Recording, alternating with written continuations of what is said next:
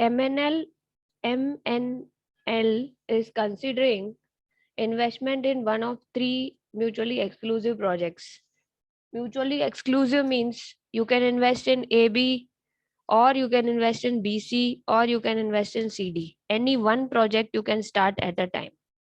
Mutually exclusive means we cannot start all the three together. We can start only one because we have limited funds. The company's cost of capital is 15% and the risk-free interest rate is 10%. Company's cost of raising the capital, that is equity plus debt. When company is raising outside external capital through debt issue, through bond issue, or through equity. Please mute yourself, Ishika Zob. Cost of funds is 15%, risk-free interest rate is 10%. T-bills, treasury bills के ऊपर जो return मिलता है वो 10% है. Income tax rate of the company is 34%. MNL has gathered the following cash flows and risk index data for each project is given. Initial investment 12 lakhs, 10 lakhs and 15 lakhs. This is the cost of the project. जो starting में आपको दिया है ये cost of the project है. Original investment, initial investment. After that, cash inflows of 4 years are given. You are getting even cash flows in 5 lakhs, same amount in all the years in AB project. BC, you have uneven inflows 5 lakhs, 4 lakhs, 5 lakhs and 3 lakhs. CD project, this will give you inflows of 4 lakh, 5 lakh, 6 lakh and 10 lakh. What is the risk index? Risk index is 1.8, 1 and 0.6. This is the extra risk you are taking in the project. That is called as risk index, or you can call it as a beta. Risk index का मतलब होता है beta. 1.8, 1 and 0.6. This risk you cannot avoid. When you are investing in project AB, you are taking 1.8 times extra risk. When you are investing in BC project, you are getting having a 1% risk, okay, one time risk. And if you are investing in CD project, you are getting 0.60 risk, extra risk, okay. तो इसके लिए ये project का NPV आपको risk adjusted discount rate से निकालना है, यानी जो हम एक्स्ट्रा रिस्क लेते हैं उसका कंपेंसेशन भी हम लोगों को निकालना है. जब हम डिस्काउंटिंग करते हैं तो हमारा रिक्वायर्ड रेट ऑफ रिटर्न, जो भी हमारा एक्सपेक्टेशंस है प्रोजेक्ट से, जितने भी एक्सपेक्टेशंस हैं उसमें हम लोग RADR का रिटर्न्स निकाल के डिस्काउंटिंग करेंगे. यानी जितने भी फ्यूचर कैश फ्लोज हैं ईयर 1 to 4, उसका डिस्काउंटिंग करना है, प्रेजेंट वैल्यू में कन्वर्ट करना है.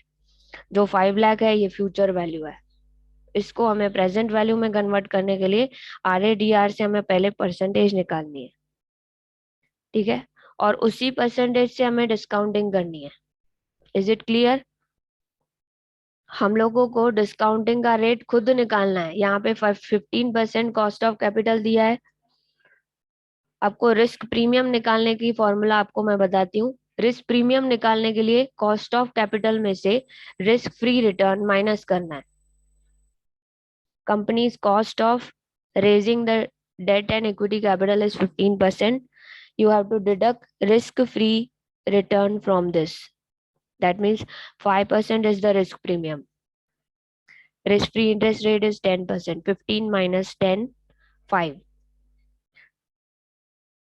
Risk premium, company's cost of capital minus risk free return. 15 minus 10%, 5%. Under CAPM, capital asset pricing model, expected return is equals to risk adjusted discount rate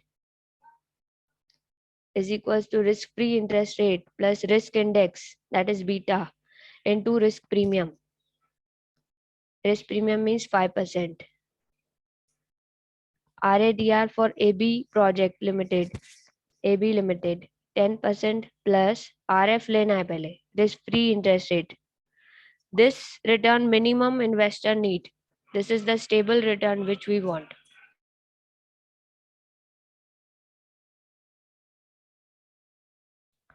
10% plus 1.8 into 5, 10 plus 9, 19. Risk adjusted rate of return of VC Limited 10% plus 1 into 5%, 10 plus 5, 15%. RADR of CD Limited 10% plus 0.6 into 5%, 10 plus 3, 13%.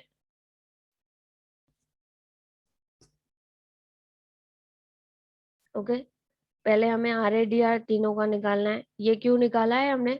इसके project के future inflows को हम लोग discounting करेंगे 19% से। AB के जितने भी फ्यूचर इनफ्लोज हैं उसको 19% से हम लोग डिस्काउंटिंग करेंगे।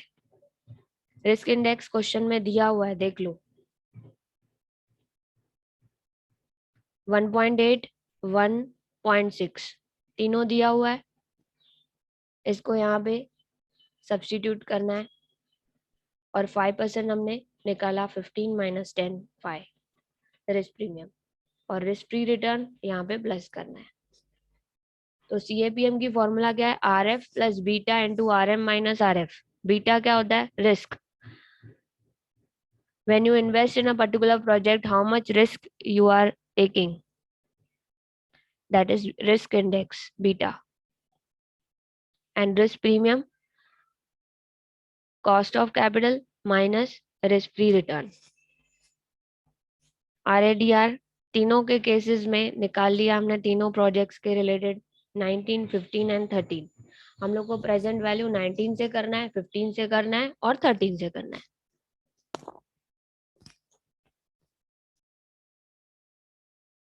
Computation of NPV of the project using RADR.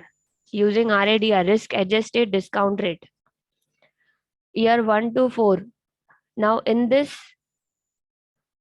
we are going to use present value annuity factor. That means we are going to use the formula of annuity, present value annuity factor. In second year, we have studied present value annuity factor. How to calculate this?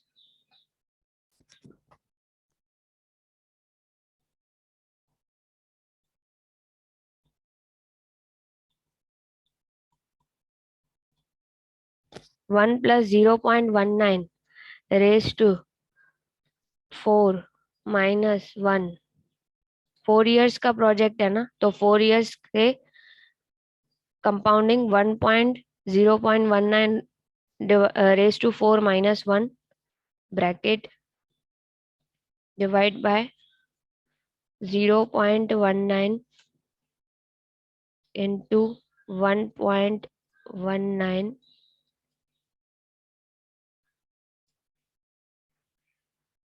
raised to 4.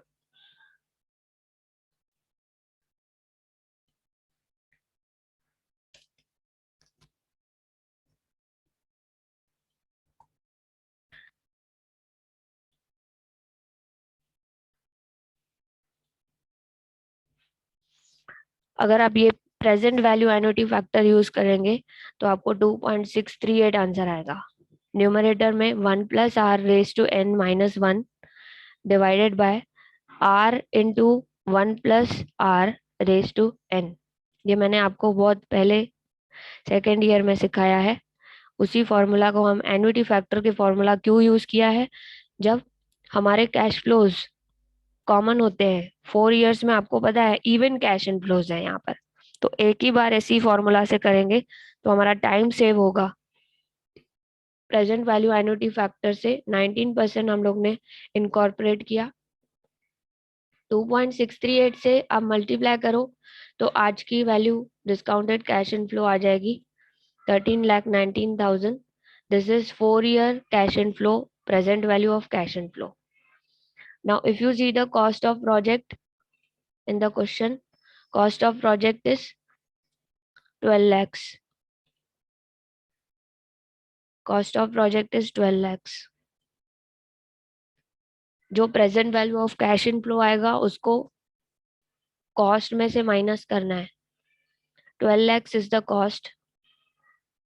13,19,000 minus 12 lakhs. Answer is NPV 1,19,000. 1,19,000। यहाँ पर जो 12 lakhs cost है उसको हमने minus किया। Cash outflow, cash inflow में से cash outflow minus आपका एनपीवी पॉजिटिव आ रहा है। अब ये एनपीवी हम लोग पॉजिटिव आ रहा है, तीनों का हम लोग को देखना है किसका ज्यादा है एनपीवी। ठीक है। Second project, computation of NPV of the project BC limited. Project BC का हम लोग जब करेंगे तो फर्स्ट से फोर्थ ईयर लिखना है, क्योंकि कैश इनफ्लोज अलग अलग दिया है, सारे चारों साल का अलग अलग इनफ्लोज है, तो हम लोग को एन्युटी फैक्टर यूज नहीं करना है, normal present value interest factor use करना है, एन्युटी फैक्टर नहीं।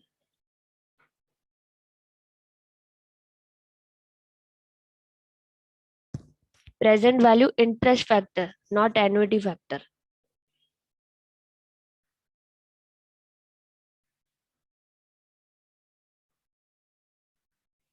Present value interest factor 13%। ये कैसे निकालेंगे? 0.885, 1/1.13, 1/1.13 रेज टू 1, आंसर आएगा 0.885। 1/1.13 जो आंसर आया ना 0.885, उसके बाद इक्वल प्रेस करते जाओ, आंसर आगे का सिंपल कैलकुलेशन है 0.783, फिर इक्वल प्रेस करो 0.693, फिर इक्वल प्रेस करो 0.613।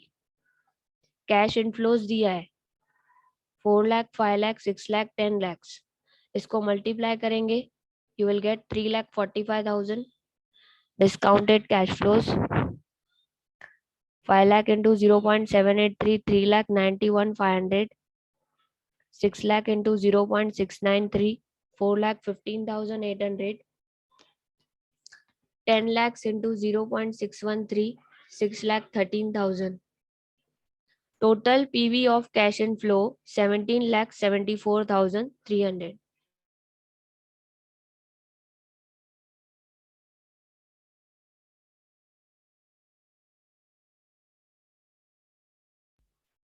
Present value of cash inflow 17,74,300. Less cash outflow 15 lakhs. Cash outflow जो प्रोजेक्ट की कॉस्ट है उसमें से माइनस करेंगे तो एनपीवी आएगा 2,74,300।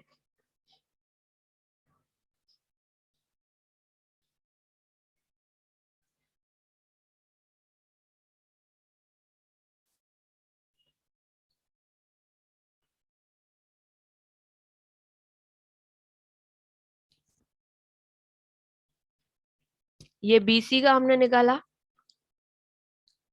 प्रोजेक्ट कॉस्ट माइनस किया 10 lakhs, एनपीवी का आ गया 2,38,000। और प्रोजेक्ट सीडी का भी ऐसे ही करेंगे, प्रेजेंट वैल्यू एट 13%, इसका 15% से किया हमने, इसका 13% से।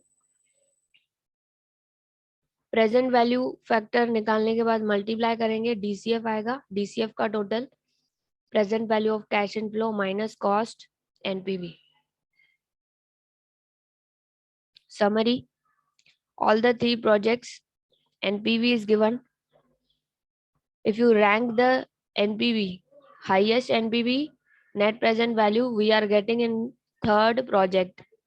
First rank, second rank BC, third rank AB project.